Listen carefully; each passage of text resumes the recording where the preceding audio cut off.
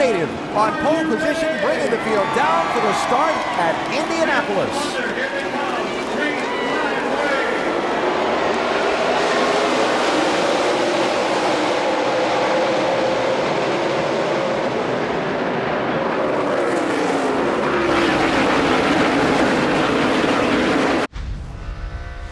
32 cars slow on the front stretch. Timmy Hill off the pace. We'll see if he's able to make it back around and keep us under the green flag. Somebody that knows if you have to be out of gas, it's a long way back down here. You might not make it. Yeah, I remember one of those, a certain 88 car. Yeah. Get your fuel pump pieces ready. Can you fire it back up or not? Working on it. But a fuel issue for this 32 car. So if you're Jeff Gordon, you're trying to dive. Yep, caution out. There you go. That makes that point. Caution's out. Caution's out. So first yellow out for Timmy Hill's car that has now come back around but was without power. You heard Frank Stoddard, the owner, saying, and crew chief, saying to Timmy on the radio if he could fire it up and cycle it around. See what happened to the 32. David Stremme had spent a little bit of time behind the wall in the 30 car. He is back on the racetrack 9 laps down. Halfway through the Brickyard 400 at the Indianapolis Motor Speedway. Make sure to go to NASCAR.com for all your latest NASCAR information. Clint Boyer on pit road. Jeff Burton in trouble, and caution out for the second time in this race for the 31 car. Where you are, like we do in practice, and we'll meet right behind the wall here. I'm not gonna make it that far, dude. I'm gonna make it to. I'm just not gonna make it that far. Nah, they're coming to get you, bud. They're gonna push you. Jeff had slowed from 17th position just before the yellow and didn't make it back around. It's like a drivetrain issue. The engine was running, just nothing to drive the car. It wasn't the transmission or rear gear. Very difficult on the 31 car. Jeff Burton off his best finish of the season in the last race at New Hampshire a couple weeks ago, and had high hopes for today here at Indianapolis. So just the second caution of this race came out just as the race crossed its midway point.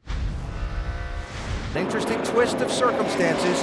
Actually, a couple of them under this caution. I called Joey Logano as the leader a minute ago. NASCAR has made the call to put Brad Keselowski in front of him, and it has to do with when Logano and Keselowski made or didn't make their moves to pit road under the yellow. Yeah, you can see the two cars right here. Joey Logano looks like he's going to come down pit road with the rest of these leaders. It looks like Keselowski had decided all along to stay out. He went around Logano, so he has to give that spot up. And so Joey zooms around and pulls back in front of Brad on the racetrack, but NASCAR said no, you got to maintain your speed, and the new leader of this race is Brad Keselowski. And I think the captain probably doesn't care either way.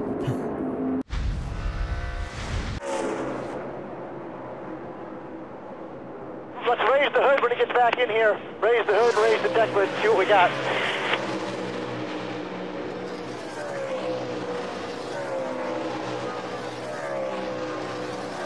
All right, so we'll see how that factors out. And everybody out here has still got to make at least one pit stop. But we may be looking at another caution here. Timmy Hill has slowed on the racetrack, and indeed, that's what will happen. This will be our third caution of the day here in the Brickyard 400 for the slow car of Timmy Hill. Here comes Jimmy down for the final time of the day. What a dominating performance with Jimmy with the same car he used to lead 99 laps and win this race a year ago. They updated it to the Generation 6. Here he comes in for the final stop. The crew just told, be deliberate and be flawless, and we'll make the chassis adjustment in the right rear. Right side tires going on. No, it's going to be a left rear chassis adjustment to help Jimmy. Left side tires, a little slow on the left rear because of the adjustment there. Got the grill clean, waiting, got it full of fuel. 17-second stop for Jimmy Johnson. Opportunity for Ryan Newman's team here. After the slow stop from Johnson's, Newman pits from the lead. What'll be 26 laps to go when he crosses the start-finish line. He's in the first pit box all the way down to the end of pit road after winning the pole. Don't get a speeding penalty here. Fuel. Is that the call for Matt Borland? 2 tires? What it sounded like. And you guys are right, that was the call on the 39. It was a quick stop. It was clean. They made a track bar adjustment to help the tight condition, right sides, and they filled it up to make it home, guys. Fascinating. I tell you what, we've seen Matt Borland and Ryan Newman in years past when they were at Penske do this a lot and win races. I'm not sure I agree with this call. We'll see how it works out for them. They've got a fast car. I would have put 4 tires on it. I was going to be surprised if you agreed with that. I do like 4. And so the lead cycles around to Ryan Newman. And remember that critical 2-lap exchange between he and Jimmy Johnson that turned things around from Johnson leading Newman to now Newman leading Johnson. It was Johnson pitting from the lead at lap 133 with an 18-second 4-tire stop. A lap later, Newman pitted from the lead and went for just a 2-tire stop. White flag, clear out the back. If he can make it back around, it'll be a hugely popular win with the local Indiana fans. 3 more quarters to go.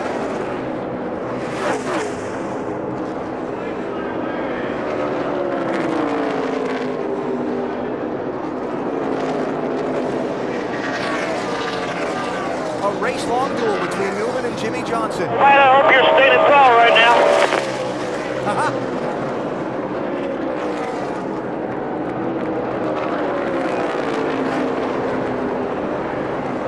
What a drive. What a drive, yeah. Special time.